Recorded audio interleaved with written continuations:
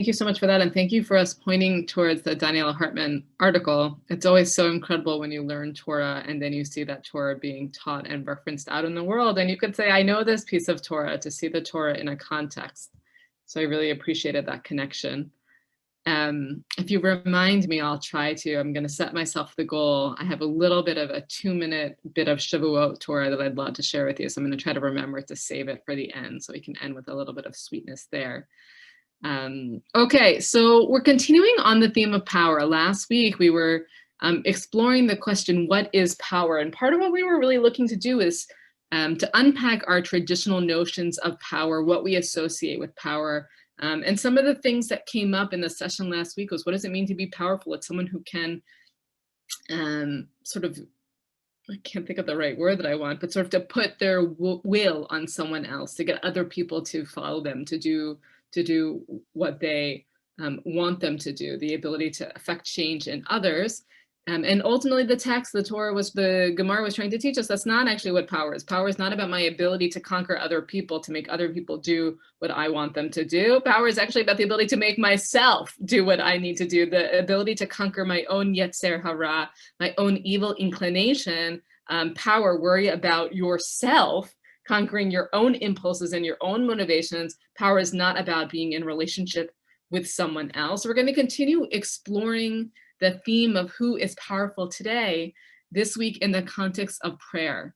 Who has the power to make it rain? Who has the power to get God to listen, to move God to compassion? Who is powerful in the sense, to whom does God listen? The person to whom God listens, to who God responds to their prayer, in a sense, that's a very specific sort of power. So those are the texts we're going to be looking at today. And we're going to be looking at aggadot, stories from one of my favorite, I think I said this last week, that I say every week I'm going to say they're all my favorite, but really we're going to be looking at stories from one of my favorite Massechets, from one of my favorite tractates of Gemara. We're going to be looking at texts from Massekhet Taanit. This is the tractate. Literally, Ta'anit means to fast.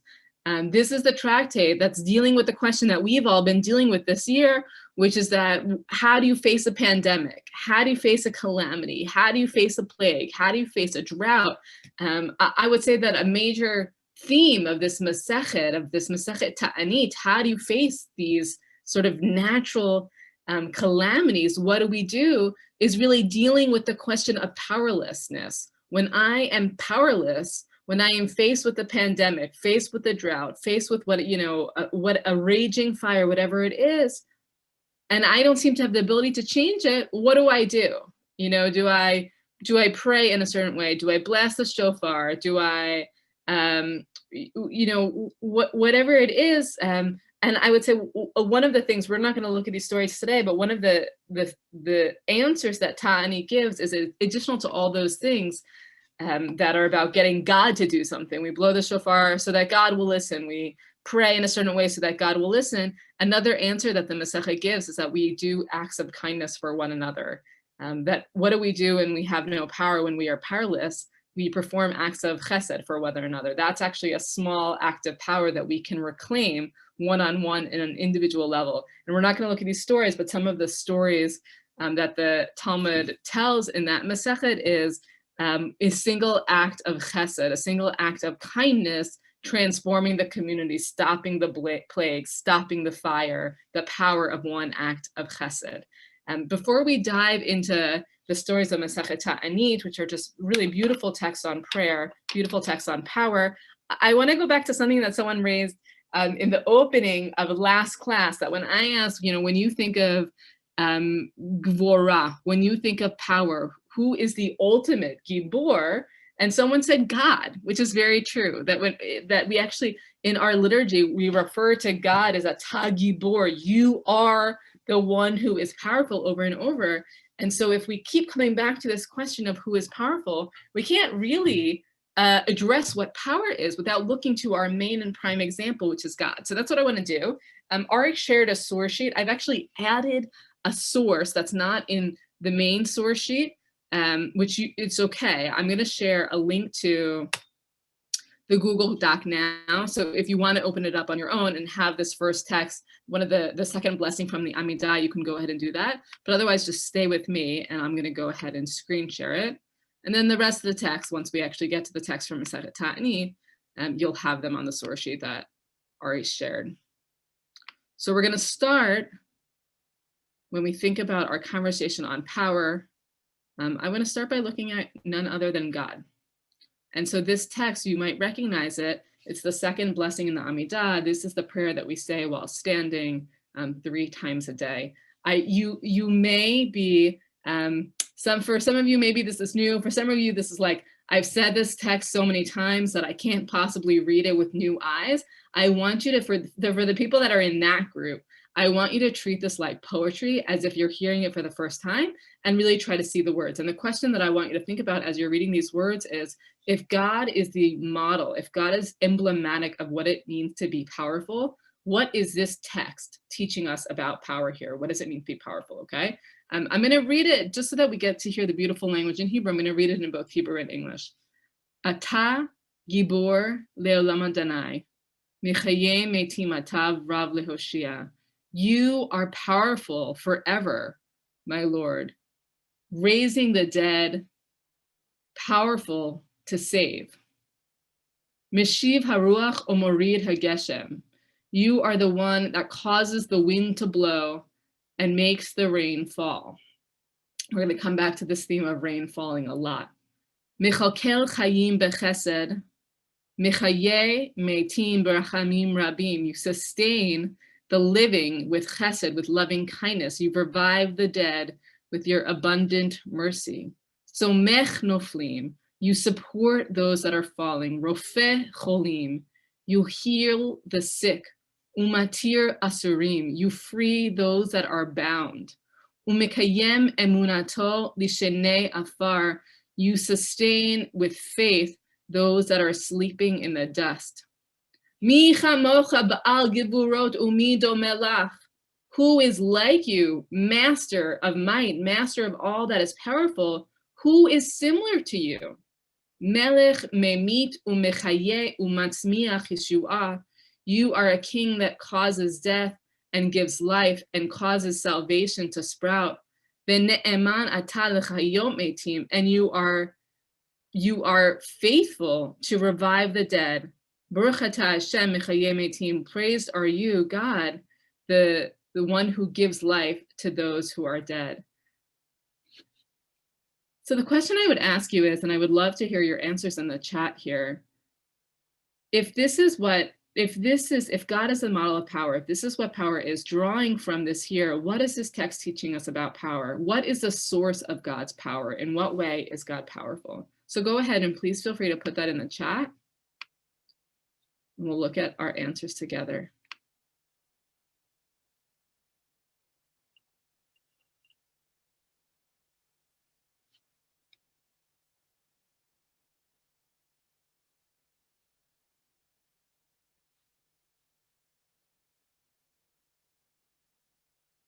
Great, so Deb's starting us off.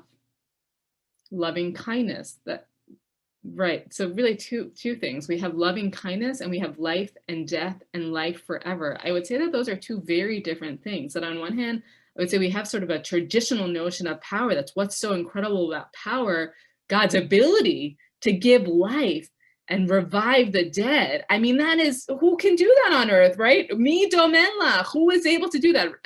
Anita just said that, privately, so only I got to see it, but able to do the seemingly unnatural, right? No one else is able to do that besides God. Maybe doctors, maybe in a certain sense, but giving life, reviving the dead in this sense, and yet, so this sort of power that is beyond this world that only God has, that's reserved for God, with loving kindness, with chesed. That's a power that we actually have. We can do the chesed, but amazing to think, and not what I would have thought. If I would have said to you, if you didn't know this blessing, wipe this blessing from your mind, and I would have said, God is powerful. Tagi bor le'aman Adonai, right? I'm starting a blessing. Here's how it starts. God, you are powerful. You are mighty forever. Fill in the rest of the blessing. What would you have written? What would be the examples of God's power? I don't think it would have been for me sustaining the living with chesed. That wouldn't have been the first place I went when thinking about power.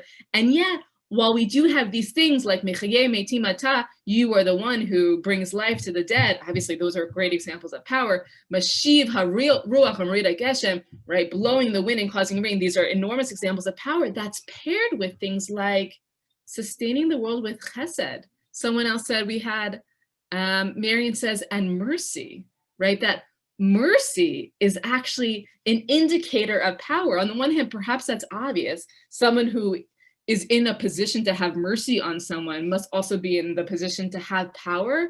But actually, power is not, you might have thought power is, going back to Alexander the Great, power is conquering someone, showing no mercy, taking no prisoners or whatever it is. And that here it's actually having mercy on someone, this birachamim rabim, this compassion and mercy. This is God's power. Somech noflim. What's powerful about God? That God upholds the fallen. That the one who has fallen, God sort of extends a proverbial God hand. Rofeh cholim. Heals the sick. Okay, let's see what else we have. So Howard, exactly, God's power comes from kindness, from mercy, from faith, and eternity. Howard also says causing everything that happens. It's a little bit of a mix. That's what I'm saying here with God, that it's on one hand, I can't deny. So Mary and Jeffrey add, doctors can't do those things. We are experts in the limits of what doctors can do. Right. So on one hand, some of the context for God's power here are things that are beyond human capability, things that are about bringing the whole world into being. And on the other hand, you actually have examples of God's power that are very much within human reach, that are about chesed, that are about mercy, that are about kindness. About what are the ways that we can be somech noflim, the supporting the fallen? What are the ways that we can be rofeh cholim, healing those that are sick? What are the ways that we personally can be matir asurim, unbounding those that are captive in some way? Can we play a role in that? Chris says the consistency of being there through all occurrences of nature, all stages of life. I like that very much, Chris. Mimi said God can do so many things and help those with a variety of difficulties. Again, there's that pair of God's power to do so many things, and also that God as the helper, that what does it mean to be powerful? It means to be able to help other people. Right, Ari says power, help those in need.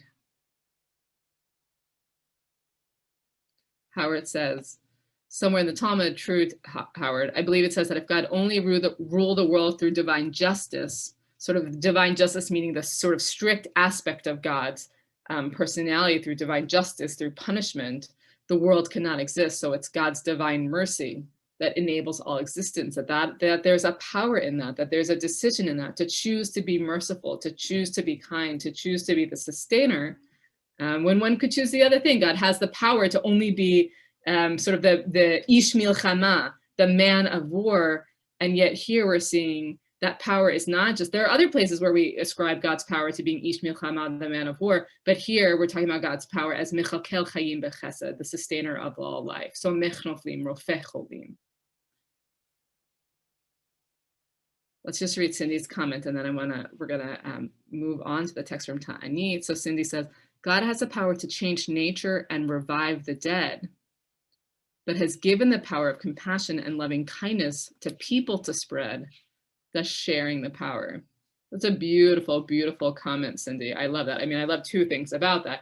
One is that we're seeing in the same way that God has this part of God's power is located in God's own ability to help people and God's own acts of chesed, that we also have power. We also can be mighty like God in our ability to perform chesed and kindness for each other. But Cindy, I love this, that actually part of what it means to be powerful is the decision to share power with other people, that is actually something powerful. We might think that what it means to be powerful is to hoard all the power for ourselves. And what we're seeing, as Cindy is suggesting, is that God has actually sort of paved a path for sharing power and for giving part of God's power, the power that is mechakel chayim bechesed, the sustainer of all life, giving some of that power over to human beings. That's beautiful, Cindy. Thank you. Okay, we're gonna turn to the text now from Taanit. I'm grateful for all of your comments, keeping in mind God as the ultimate source of power, God as Meshiv Haruach or Merid Hageshem, right? Like one of the sources for God's power that many of you said is also God's ability to control nature, to bring the rains, to bring the winds. No one else can do that besides God. We're going to turn to some texts that suggest that there are other people that to some extent have the ability to make it rain. And the question is, we have that expression, the rainmakers. Well, and colloquially, to be a rainmaker, it means to be someone who is powerful. So who are the rainmakers in our Talmud? Who have power to be Mashiv Haruach HaMerid Hageshem, the bringer of the wind, the bringer of the rain, like God. So let's turn to the text. We're in Taanit 24a. Now, if you have the source sheet that Ari shared, you can go ahead and just follow along now. So we're going to start with the great Rabbi Yehuda Nasi, who was on the transition between the earliest rabbis, the Tanaim, who really established the Mishnah, to the Amoraim from 200 to 500 CE. Rabbi Yehuda Nasi, he's credited with the immense and amazing project of redacting the Mishnah. So this is just to say a very, a Nasi meaning that he was the head of the Sanhedrin, the great Jewish court. So this is a guy who had a lot of power. He was one of our most powerful rabbis. So what happens? There's no rain, there's a drought. And so what does he do? Rabbi Gazar Ta'anita, you hear the name of the Massekhet there, Ta'anit. Rabbi Yehuda Nasi, he declared a fast, velo atamitra, and the rains didn't come. The most powerful man. Here's what the Massekhet says. Here's what the tractate says. If there's a drought, what do? You fast. You declare a series of fasts. You say the right prayers, and the rains are supposed to come. Now you have one of the greatest rabbis of this generation and of all generations, Rabbi Yehuda Nasi, the redactor of the Mishnah. He does what he's supposed to. Gazar ta'anita. He declares a fast. Velo atamitra. The rains don't come. It doesn't work. Nachit kame ilfa ve'amrila Rabbi Ilfa. Ilfa, this unnamed, it's not even clear if Ilfa is just Ilfa or if he's Rabbi Ilfa. He comes to lead a prayer service. He comes to act as the Shliach Tzibur. And in the course of being the Shliach Tzibur, he's going to get to the line of the Amidah that we just read, Mashiv Ruach Merid Hageshem. So Ilfa steps up to the bima to lead the people in prayer.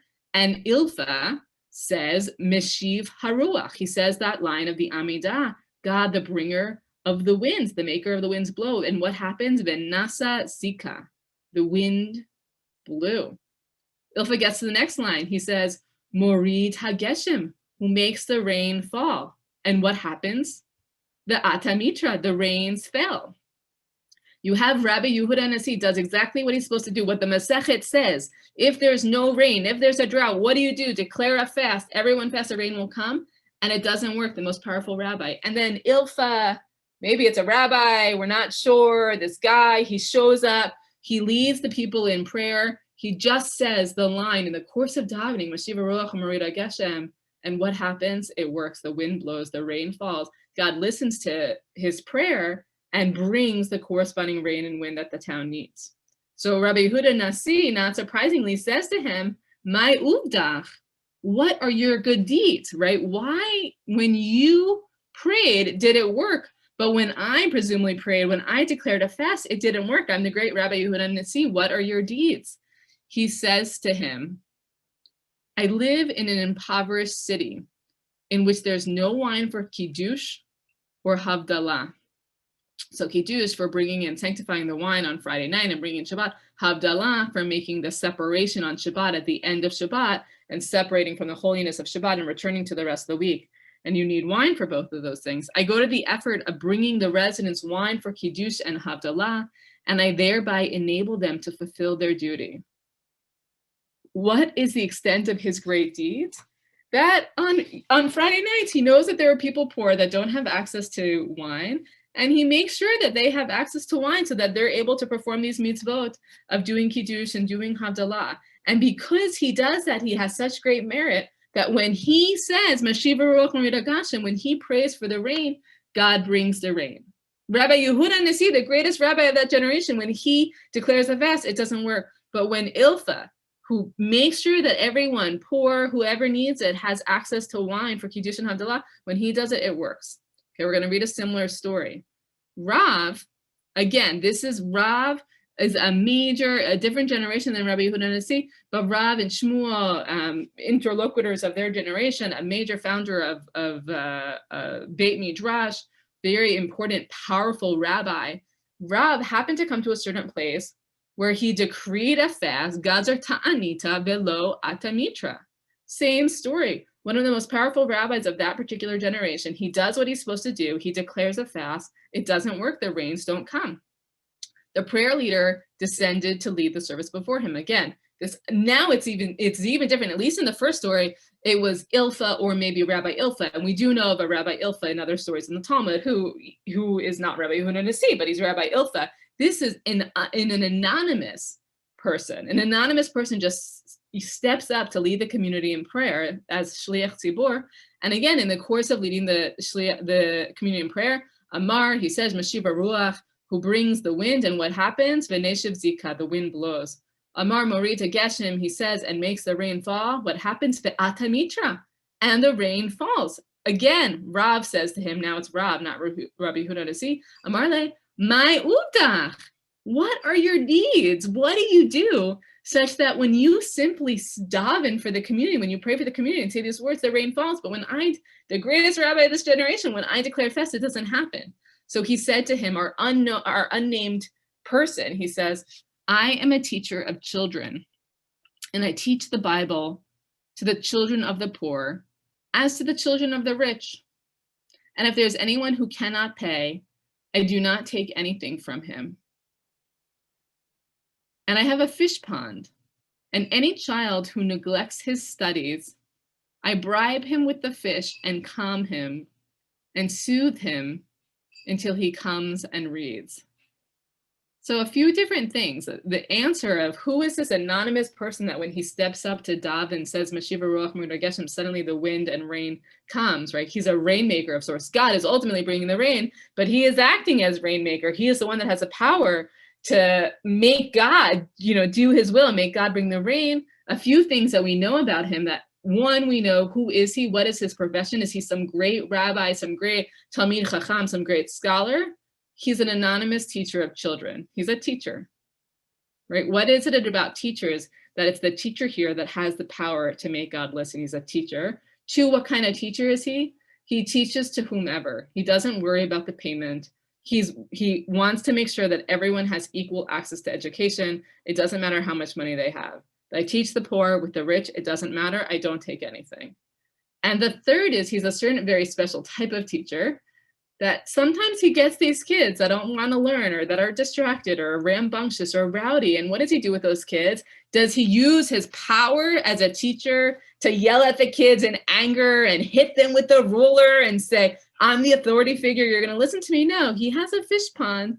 And those kids that are having a really hard time focusing, he takes them to the fish pond and he calms them down and he lets them see the fish. He speaks sweetly to them. And eventually he gets those kids to come around and come back in and get to learning.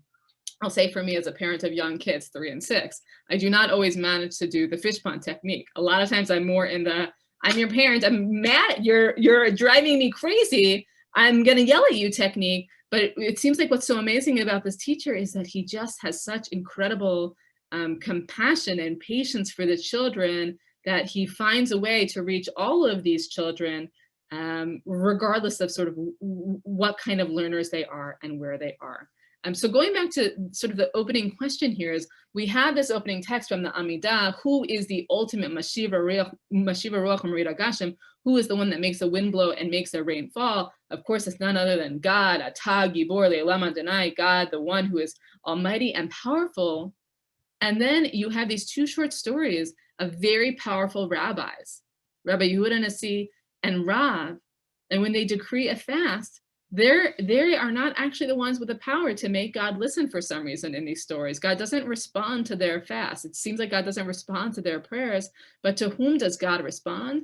God responds to this Ilfa, or could it be Rabbi Ilfa? We're not sure, who makes sure that everyone has wine for Kiddush and Havdalah. And God responds to this teacher, the teacher who teaches the poor with the rich, the teacher who has the patience for these children. Okay, I want to stop talking for a moment here. I'd love to hear your responses in the chat. What do you feel like these texts are teaching us about power here. What do you think these texts are teaching us about prayer? To whom, to what prayers, to whose prayers does God listen? What are these texts trying to teach us about power? What are these texts trying to teach us about prayer, and to whose prayers God listens? So go ahead and please put that in the chat, and I look forward to reading some of those responses out.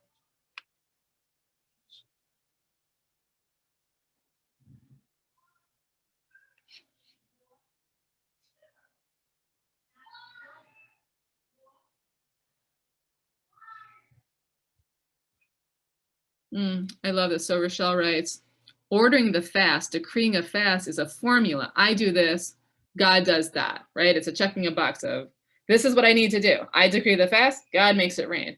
It's almost like ordering God to do something. Like, God forbid we should be in the position of ordering God, we did this, so now you have to respond in this certain way. The rainmakers here in these texts, they serve others to remove barriers from them doing the commandments, learning, etc., and then empower others. I love this language, Rochelle, of what makes these people, the rainmakers, what makes them powerful. What are they doing? That they're removing things that would be barriers to other people, whether it's barriers from following mitzvot, commandments, whether it's barriers from learning. And in doing so, they empower others. That reminds me of the other comment, that part of sort of what's so incredible in the Amidah text is that God has all the power, and God gives some of God's power to people to perform those acts of chesed. And here too, you're suggesting that part of what is the source of the rainmaker's power is that they empower other people. They are empowering people to perform mitzvot, to do kiddush, to do havdalah. They're empowering the kids to learn, especially empowering the kid who has a hard time learning. So Rochelle, that's just such a beautiful, beautiful comment to think about what makes someone powerful. It's empowering other people. Thank you so much for that. Howard says, God responds to the prayers of those who act in the image of God's attribute of mercy. Very interesting, because it could be, God has other attributes, right? God also has the attribute of justice. But what we're seeing here, I think Howard is right, is that it's that attribute of mercy that we're coming back to, the people who have compassion. That's the prayer that God responds to. Or it says God is telling us what is important in life. Or he says people who act with chesed, like God in the first text, have power. It's a very important idea to think that, how do we get power in this world? You would never answer this. I don't think. I would never answer this. It's so counterintuitive. It's so countercultural. How do we have power in this world? We have power by being like God, the one who does chesed. And by being like God, who is powerful and does chesed, that's actually how we gain power in this world, through helping people. Again, if I were to say to you, how do you gain power in this world? You probably would not say by performing acts of chesed. Or if I were to say to you, in what ways can we be powerful like God? You might not have said performing acts of chesed. And that's what these texts seem to be teaching, exactly as Ari said, that while there are so many aspects to God's power, one of the primary examples that we as human beings can have power is by performing of acts of chesed. And again, as Rochelle put so beautifully, by empowering others, by giving up some of our power to other people. Marian says the response that God responds to those who provided for their community. It's also, Marian, really interesting, and I want to connect this with Anita's comment. It sounds like God listens to the prayers of the humble people who are more concerned with the ability of others to be educated and to fulfill mitzvot. It's interesting because both of these people, God responds in the course of them being a shliach tzibur, of them praying on behalf of the community. And I wonder that the people who are able to really be effective shlichei tzibur, that are really able to effectively pray on behalf of the community, are none other than the people who really provide and care for the community, the people who are humble and they're really concerned with the ability of others to perform mitzvot. Had there been someone who stood up to be the shliach tzibur, who stood up to be the prayer leader, but they weren't actually connected to the community in that way, they weren't the person that was going around making sure that people had the wine they needed, they weren't really like, with the kids, teaching the kids, that person might have been saying the words to be a shliach tzibur, to be the prayer leader, but they actually wouldn't have been a prayer leader because they really wouldn't have been sort of invested with the sort of the power of the community behind them. And so Deb says, we'll end with this comment and then we'll keep going. Deb says, the community is just as important as the biggies. This is huge. I mean, and I want to just emphasize, this is huge coming from the rabbis. Who's telling this story? The rabbis are telling this story. That the rabbis who really care about their own power and really care about us listening to them, they're teaching us, you might have thought that we have all the power. You might have thought, like you would have thought that the rabbis would have written a different story. That the rabbis would have written a story where the rabbis are so great that when we declare a fast, God listens and the rain comes. Rabbi Yehuda Nasi is so great that Redact Mishnah, when he does what, God responds. And that's actually not the story they wrote. They write a story that says, we don't have all the power. God doesn't always listen to us. Sometimes we pray, we don't get the response we want. Sometimes we do the thing we think we're supposed to do and it doesn't work. And sometimes it's actually you. Sometimes it's going to come from you. We need you to be in this because sometimes you are actually the ones that are going to move God. That's a very profound thing and really a humble thing for the rabbis to deliberately write into the Talmud, that it's not all about us. It actually is sometimes you are the ones that are going to make change. Okay, thank you so much for all of your comments there, for helping us understand the text. Let's go on. We're going to read on, this is staying with Taanit, a couple more stories about prayer and to whom does God responds.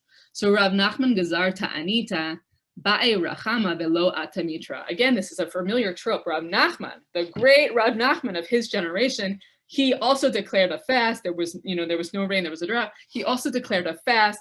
He prayed for mercy. What happened? Nothing. The rains don't come. In his misery, he said, it's funny, he says, Shaklu leNachman chavutu min guda le'ara, chalas da'ate ve'atamitra. He sort of cries out at his own ineffectiveness, his own ability to move God, and he says, take Nachman and throw him from the wall to the ground. Chalash da'ate, his mindset grew weak. This is Talmudic for, he became very upset, he became very distressed, and what happens? The rain comes.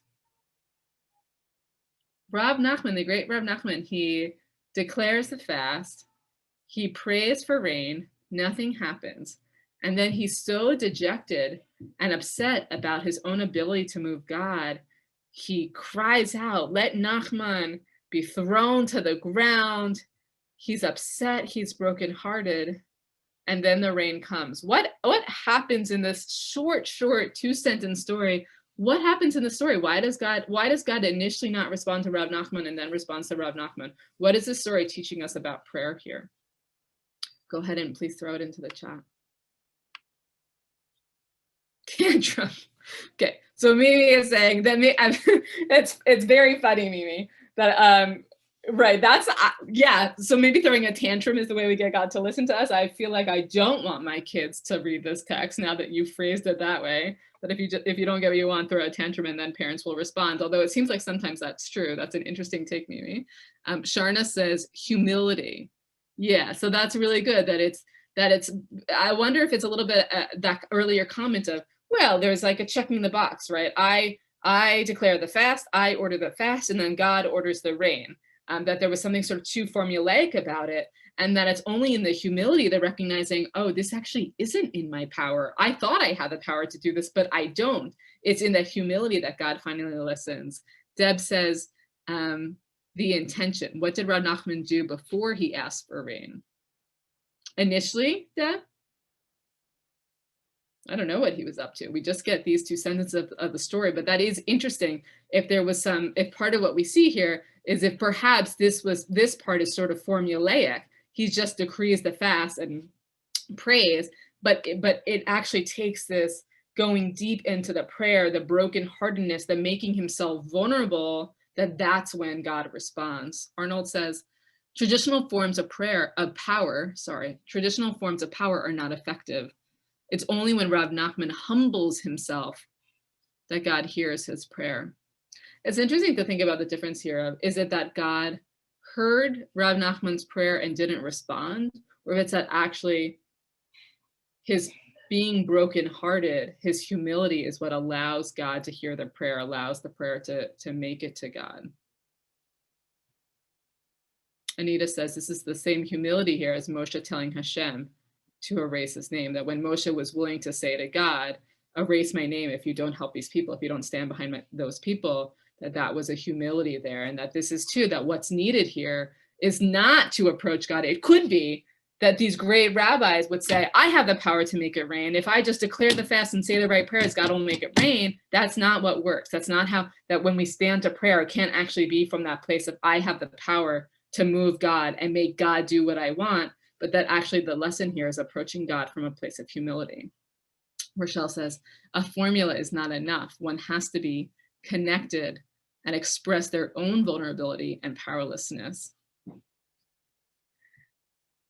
I love that. I think that that's a really interesting idea, that it's actually in expressing and owning our own powerlessness, being willing to admit our own powerlessness, that actually might be where the power comes from.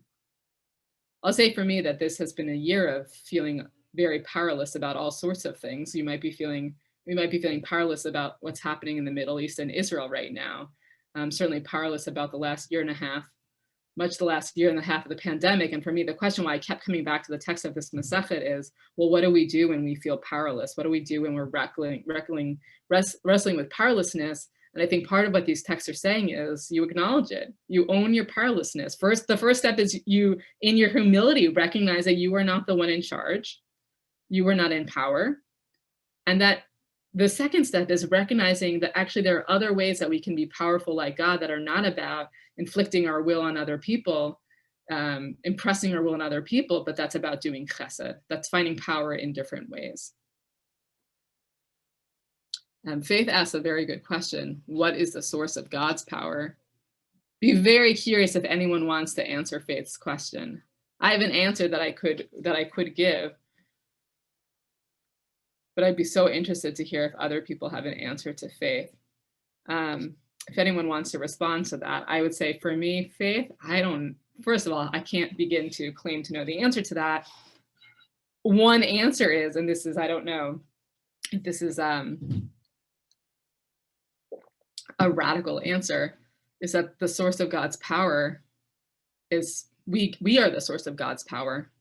Our belief in God, our trust in God, our faith in God, we actually empower God. There's a beautiful, I'll try to, at the end, hopefully Ari will say some words, and that'll give me time to find a Yehuda Amichai poem, or I'll find it and send it to Ari to send out. There's a beautiful, beautiful Yehuda Amichai poem, an Israeli poet, that talks about this cycle of prayers create God, who creates people who create prayers that create God. I just love this.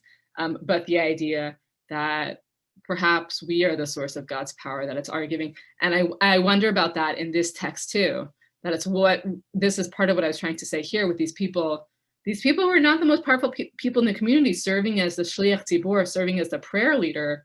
What made them so powerful is that the people chose them as the prayer leaders. The people invested power in them.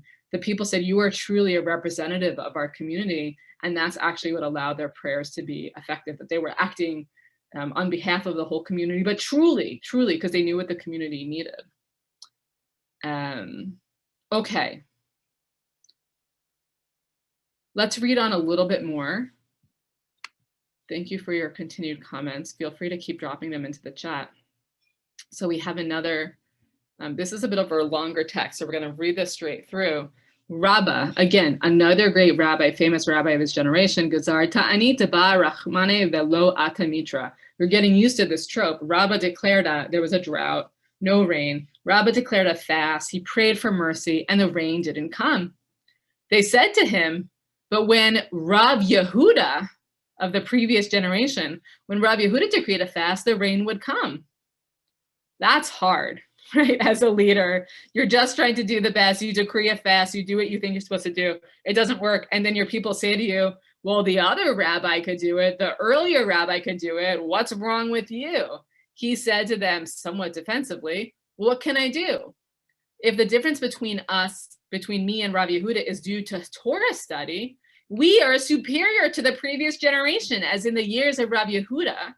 All of their learning was connected to okay, this is about to get complicated, but basically I just want to tell you what it's saying. It's basically saying it can't be that Rav Yehuda and his generation were better and greater than us in Torah because we are our generation, this generation that's not effectively praying for rain, our generation are better Torah scholars because they, when they would get to a particular tractate, they would be all confused by it. They wouldn't understand it. And they would say, oh, this tractate is confusing. But when we get to the tractate, we truly and deeply understand it. So I'm just telling you outside what the text is about to say, because it's going to get confusing inside. So they, Rabbi Yehuda's and their generation, all their learning was largely connected to Nezikin, the specific order of the Mishnah that was easier to understand, whereas we learn all 6 orders of the Mishnah. We are learning much more than them. And when Rabbi Yehuda would reach this particular tractate of Uktzin that was talking about these complicated things about purity and impurity, pickling in a pot, etc., this part that was confusing, he would say, Rabbi Yehuda would say, these are the disputes between Rav and Shmuel. And here, the idea here is that he would say, oh, these are the things that we can't understand, they're complicated. He's saying something, this Rabbah is saying something sort of defensively about Rabbi Yehuda. Well, Rabbi Yehuda might have been so great that he brought the rain, but their generation were not great scholars like ours. And when they would get to the complicated, hard things, they wouldn't understand them. Whereas we learned the same challenging tractate, Uktzin, in our 13 schools and our 13 yeshivot. While with regard to miracles, after declaring a fast to pray for a drought to end, when Rabbi Yehuda would remove one of his shoes as a sign of distress, the rain would immediately come. This is like a ritual that would happen, is that they would remove their shoes, and that would be part of the sort of the praying for rain. He's saying, we are such amazing scholars, but Rabbi Yehuda, he wouldn't have to remove both shoes. He would just remove one shoe and the rain would start coming. And yet we cry out all day and no one notices us. It's a very profound and hard line. On one hand, I think Rabbah does not come off looking good in this story. He responds so defensively, although in fairness, it's like his people come to him and say, why can't you make it rain? But he responds so defensively to say, well, it can't be me. It can't be our generation isn't as good because we're such great scholars. But he's saying that defensively from such a place of pain and feeling actually unseen, feeling ignored by God. He feels like God isn't hearing his prayers. We cry out all day and God doesn't notice us. I think it's actually really profound to have that line said by Rabbah, one of the greatest rabbis in the text. The rabbis are, to the extent that anyone ever feels like you cry out all day and you feel like you're not being seen or noticed, the rabbis are saying, yeah, sometimes it feels like that. Sometimes even for the greatest rabbis, the rabbis that you think would be supposedly the most powerful, we feel like we cry out all day and no one notices. Rabbah continues, and if the difference between the generation is due to inappropriate deeds, if it's because the reason why they, Rabbi Yehuda, when Rabbi Yehuda takes off his shoe, it rains immediately, but when I declare a fast, it doesn't happen. If this is because of inappropriate deeds, that their generation was better, if there's anyone who has seen me do anything improper, let him say so, right? He's so defensive. I am smarter than him. My generation, we are better. I don't know why it's not working. But what can the great leaders of the generation do when their generation is not worthy? This is like, it's a leader. It's, on one hand, I think he comes up looking so not good in this, but it's a leader who he feels helpless. He doesn't know why it's not working. He responds defensively, and he responds by saying, it can't be me. I don't know why God isn't listening to my prayer, but it can't be me. It must be my generation. There's nothing that I can do. He sort of pushes off responsibility onto everyone else and says, it must be the unworthy generation. It can't possibly be that I'm not doing something right. So that's Rabbah. Now we're going to explain, well, why was it that Rabbi Yehuda, this previous rabbi, was so effective in making it rain? So Rabbi Yehuda in his time saw 2 people throwing and wasting bread. And he said, I can learn from the fact that people are acting like this, that there is plenty in the world. And he cast his eyes angrily upon the world, and there was a famine. This is something that we see in the Talmud a lot, is that the sages have the power to cast their eyes in anger, and it like burns things up. It creates famines in the world. So Rabbi Yehuda, he sees people wasting bread, he gets angry and upset about it, and it creates an actual famine in the world. The sages said to Rav Kahana, the son of Rav Nachanya, the attendant of Rav Yehuda, The master, who is frequently present before Rabbi Yehuda, should persuade Rabbi Yehuda to leave by the way of the door nearest the market. Why? He wants Rabbi Yehuda, who thinks that there's so much food in the world that people are just wasting it, such that Rabbi Yehuda's anger caused the famine. He wants him to go to the market, to be close to the market, so that he can actually see the very real hunger that is in the world. So Rav Kahana persuaded Rabbi Yehuda, and he went out to the market where he saw a crowd. So to get Rabbi Yehuda to the crowd at the market. And he said to them, "My high, what is this? What are all these people?" They said to him, "We are standing by a container of dates that is for sale. There's one container, it's a famine. There's one container of dates for sale, and everyone's standing around it because that's how desperate they are for food." He said, "I can learn from this that there's a famine in the world." He sees, it's only when he is among the people that he sees the real need. He says to his attendant, "I want to fast over this. Remove my shoes as a sign of distress." He removed one of his shoes, and the rain came. When he began to take off the other shoe, Elijah, the mythical Elijah who's able to come in and out of generations and visits you at your Passover Seder, Elijah comes and says to him, "The Holy One said, if you remove your other shoe, I will destroy the entire world."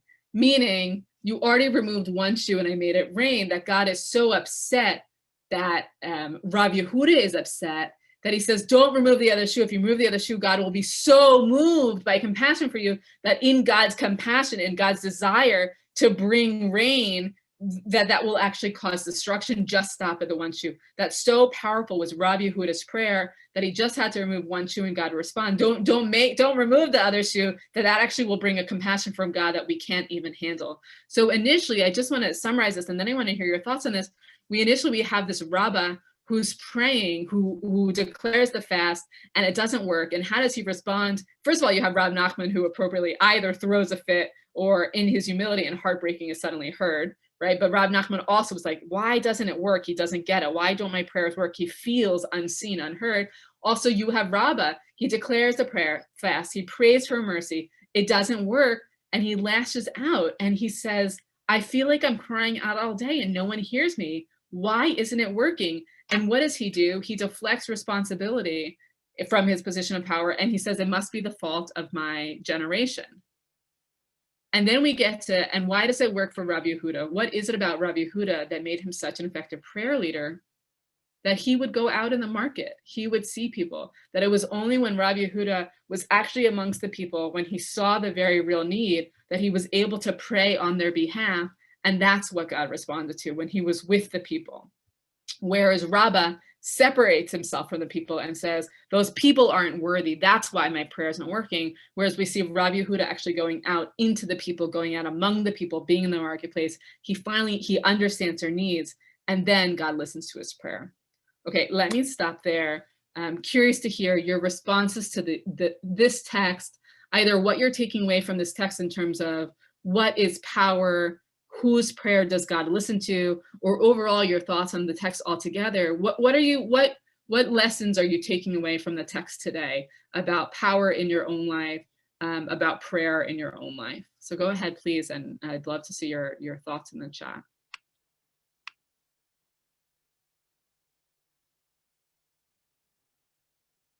So Deb says, I assume this is referring to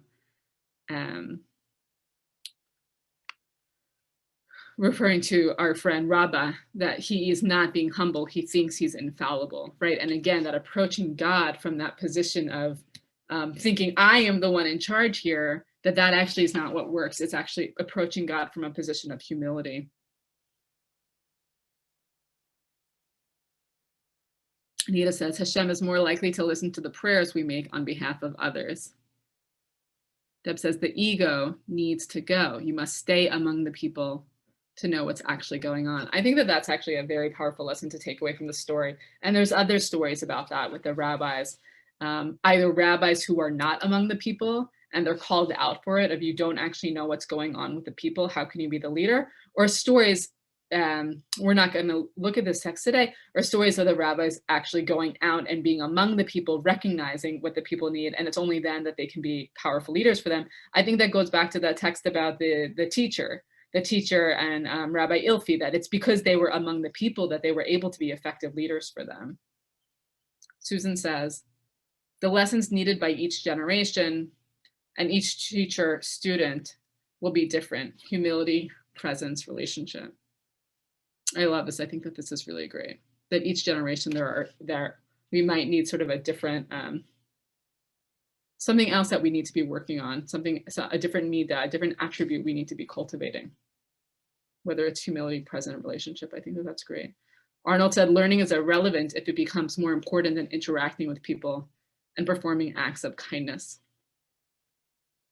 And I think, Arnold, this is a really great lead-in for thinking about Shavuot. Shavuot, the holiday that's about receiving Torah and the importance of Torah learning. All of that learning is irrelevant. All of our learning Torah is irrelevant if the learning becomes, if we think that the point is the learning and it's not actually about how we relate to other people, performing acts of chesed. So Arnold, I think that that's really beautiful.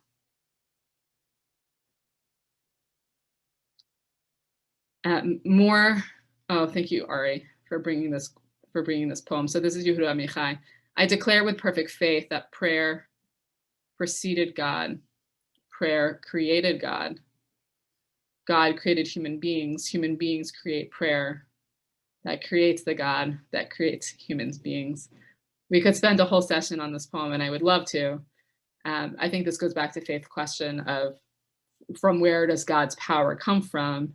Where does God's authority come from? That there's this cycle of our prayers create God. God then creates human beings. Human beings create prayer that create God, that there's this cycle of God having the power and yet us having a power that, God forbid that I say this, but that God exists because we allow God to exist, because our prayers create God, because we believe in God, because we give meaning to God. And then that gives God power in our lives. So more to say on that. I want to pause and just offer you a short thought on Shavuot, and then I want to hand it back to Ari. There's a beautiful line from the Eish Kodesh. He's a rabbi who was teaching from the Warsaw Ghetto in 1938 to 1942. He has a series of drashot, a series of interpretations of the Torah. And he says this amazing thing about learning. He has this piece where he wants to basically talk about the importance of learning that is transformational, the importance of learning that changes us. This goes to what Arnold was saying, that if the learning becomes more important than interacting with people with a chesed, then we've actually missed the point of it. And so he says, a person, this is the Eish Kodesh, Rabbi Kolonimus Kalman Shapira in 1940, he says, a person who learns Torah but is not transformed thereby into Torah and holiness is merely a bookshelf containing books. He remains merely a piece of wood as he was before. He's saying the whole point of learning Torah is to be transformed by the Torah we're learning, to actually become the Torah itself in our actions, to embody the Torah, to have the Torah change us, to make us better people, to be people who are performing chesed in the world. If we learn Torah and we're not actually transformed by the Torah, we are like a piece of wood. We are like a bookshelf. We are something that is inanimate, that the books just rest upon us. You take the books in, you have to take the books out, but that we are not actually transformed by it. And I think that metaphor of what do we want our learning to be? Do we want to be like the piece of wood that is just the holder of the books, but is not transformed? Or do we want to become the Torah ourselves?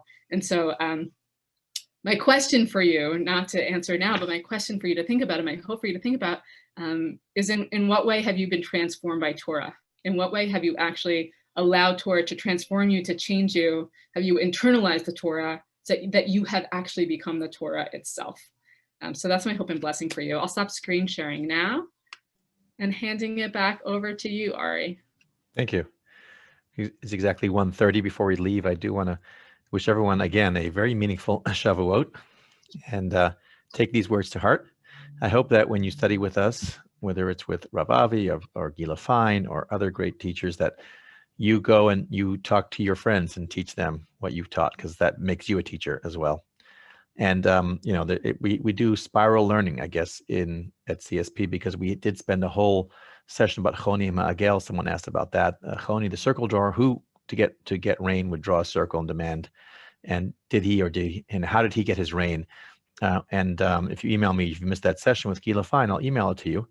But there were consequences to his actions. He was able to get rain, but there were consequences. So learning is amazing, and spiral learning is really amazing, where things come back to us and we look at the same text in a different way. I don't believe I've actually studied this text. I don't know if any of you have before.